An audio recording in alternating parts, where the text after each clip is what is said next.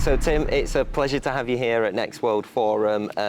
You work for EX CORP. I do want to give you the chance to explain EX CORP a little bit for some people who aren't aware. I'm within like the betting and the skin kind of sphere, but I do want to give you the chance to give an elevator pitch of what EX CORP is. Okay, first of all, it's my pleasure to be here at your booth and at the event as well. So we are EX CORP. We develop the services for people who play competitive games. And the goal is to provide them with more emotions while playing this game. So what is a skin? Skin is just a picture that doesn't provide you with any additional skill, performance or whatever, but it just highlights somehow your emotions during the game. Same goes for Scope GG and other products. So I should mention all the products we have probably in the first. So EX CORP is a parent company of cs.money, which is a skin trading platform. Then we have Scope GG, which is some sort of CSGO coach that helps people to improve their skills. We also have XPlay GG, which are CSGO training service. We also have Blix GG, which is an esports media, and Level.io, which is some sort of a B2B solution for gamification people. And most of our product, they provide people, they give more emotions while playing the same game. Like, for instance, CSGO, you can play with the standard number of skins you've got, but every time you buy new skins, you want to try it, you see how it reflects and so on and so forth, and that gives you some more emotions. Same goes with skills. Like, if you play a game, you want to play better, you want to compete with other people, because you get emotions out of that. Every time you win, you feel lucky and so on and so forth, so you want to win more. And this is how we help people to do that. We analyze the game, we say to them, okay, go to our server, train your skills and so on. Or like, here your skill in throwing flashes wasn't so good and you flashed most of your teammates. Please next time try either to flash all of them or not to do so. It's all about the emotions. So our goal is to provide people with more emotions while they play. And this is how we look at skins. It's just the source of more emotions for the players. I want to talk about cs.money briefly, because I think it's really important to differentiate to people who are unaware the difference between skin trading and skin gambling, because it seems that often those two kind of sectors get confused a little bit, or at least muddled together. So could you be able to detail the differences between the two? Yeah, I think it's better, it's way more easier to explain what unites them. Instead of explaining all the difference we have. And the only thing that unites them is that we both are focused on skins. But in our case, we work as a marketplace where people buy and sell skins from each other. They don't gamble, they don't open any other loot box. It's like going to Amazon, where you open the front page and you see the number of the products available for purchase. We don't have any chances for you to have it cheaper and so on. That's the price. You never bargain when you come to Amazon. And because of skins being so popular as some sort of liquidity, we see other products growing out of it, like with betting, with loot boxes and other stuff. Because when people come to our website, it's good and bad. But when they come to our website and they see the price, they understand that there is a market for that. And since there is a market for that, there is a price for that, there is some sort of liquidity, they try to build their own services. This is not a good or bad, it's not for me to judge, but the only problem we face is when those gambling sites, for instance, they try to pretend that they're just CSGO marketplaces, which is definitely bad for the industry, because there's nothing bad in having a marketplace dedicated to skins. It's just virtual items, and hopefully for us we get used to trade and to own virtual items. Some of us do that for having more emotions, others use it as a form of investment, but there's nothing bad in that.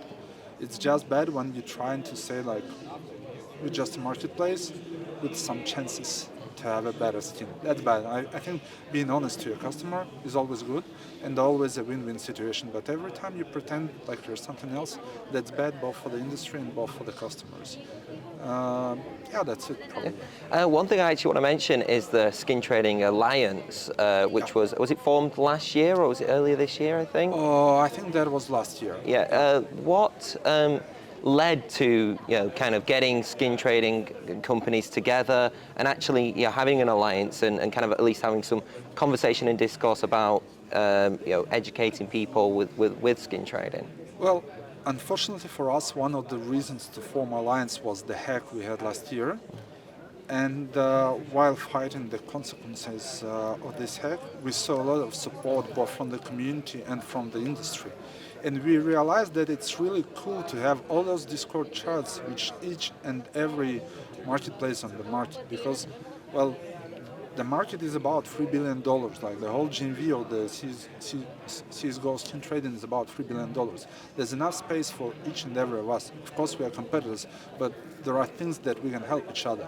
Like they helped us banning all those stolen skins from their marketplaces and so on and so forth. So that was the idea. Like, guys, we should talk more. We should have at least a place where we can talk to each other, not having all those like cs.money with this and that, but having like a common space to talk. And that was the main idea of Sin Trading Alliance.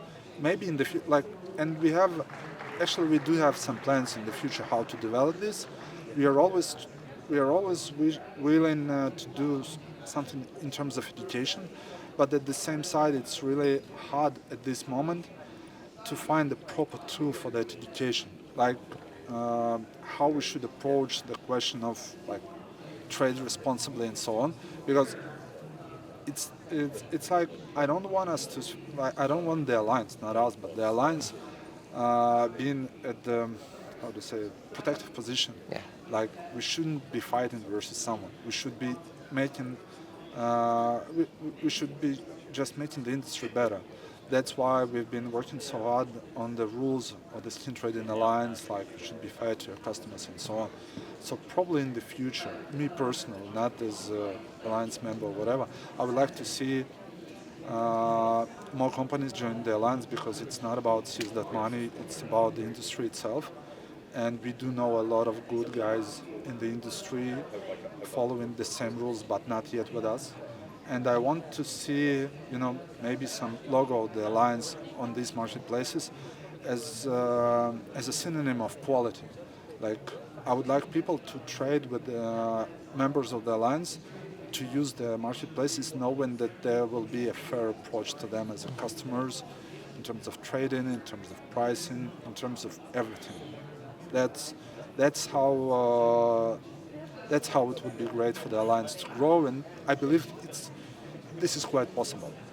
When it comes to just CS and Counter-Strike in general and its relationship with skins, especially with how Valve distribute skins and the popularity within that, why do you think that Counter-Strike is so synonymous with skins? Because we do have it in other games, and we're starting to see it more and more in other games as well. But why is that relationship so big? Yeah.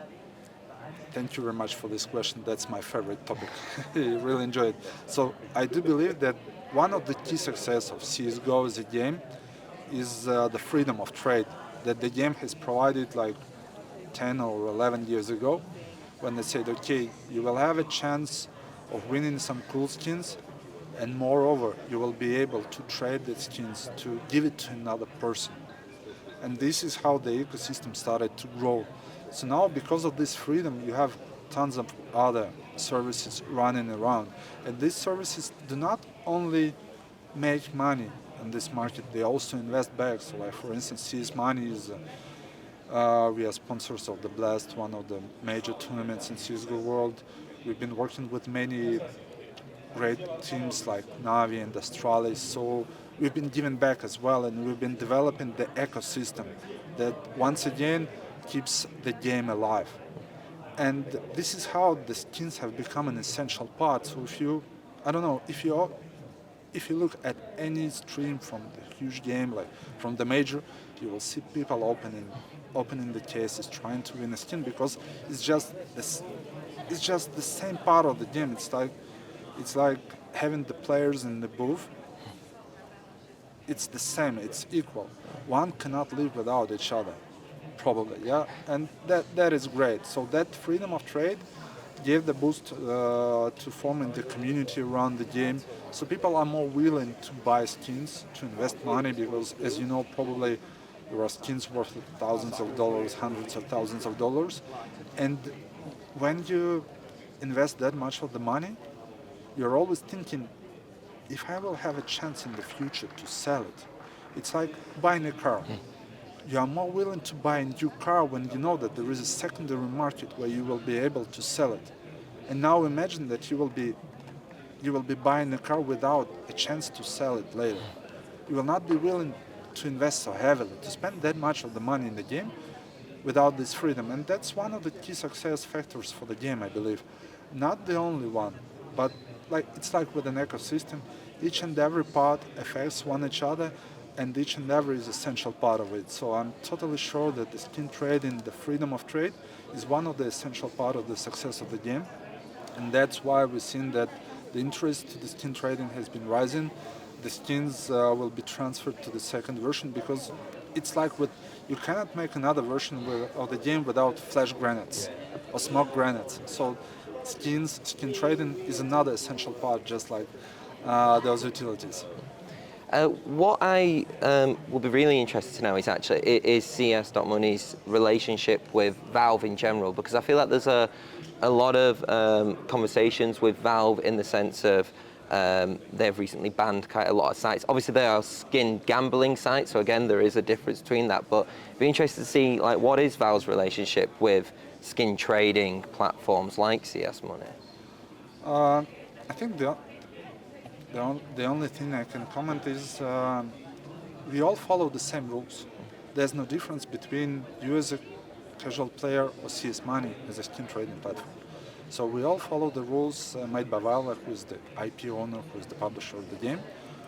And this is how it worked over the years, and I believe will continue to work. So it's always on them to decide what is suitable and what is not. And for the rest of the ecosystem that has been growing around the game, their job is to follow the rules. So that's it. It's just akin to like a tournament organizer and whatnot then? Well, it differs a bit for them because it's different a bit. They need to use the game. And for the rest of the ecosystem, it's like you follow the rules, you are fine. You don't follow the rules, you might have the problem. It's always the matter of question when those problems will come. But for us, since the very beginning, we've been always about building the marketplace, about building just a comfortable and safe place for people to trade their skins. We've never had problems with Valve just because we had no reasons to have any of those problems. And their approach has always been clear. They don't dig into all this area. It's like when you provide the free trade, that means that you don't, how to say, you don't change your approach to that. It's either free or not. So unless you're trading following all the rules, you don't have any problems and you don't have any reasons to communicate with Valve.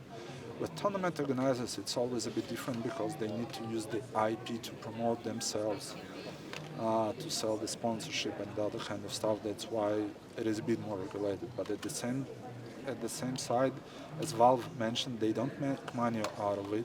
So it's not like for them it's another part of ecosystem. They're just trying to regulate a little bit more in order to probably keep the image of the game the way they see it. But in terms of trading, it's just you follow the rules, you are fine.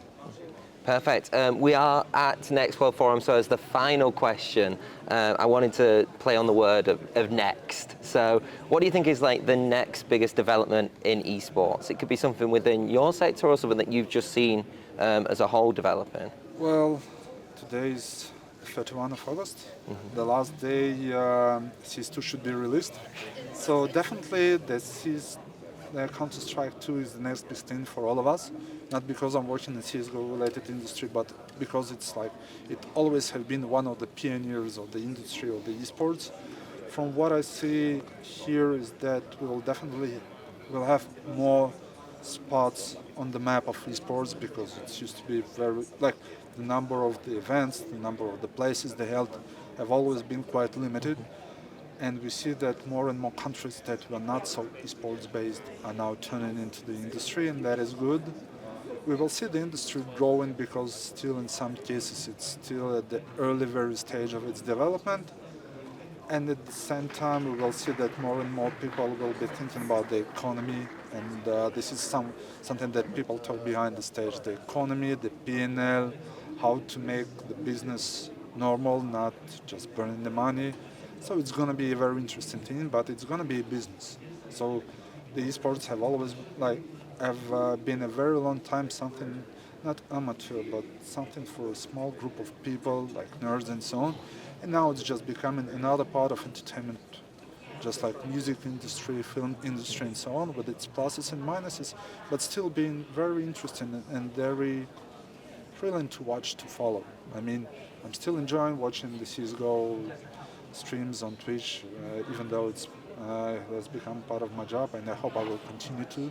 And we will see just more immersive into the game, more games coming to esports. It's going to be great. I mean, the next world is great. Perfect. Thank you a lot, Tim, and I Thank you. appreciate you taking the time to chat with me about this.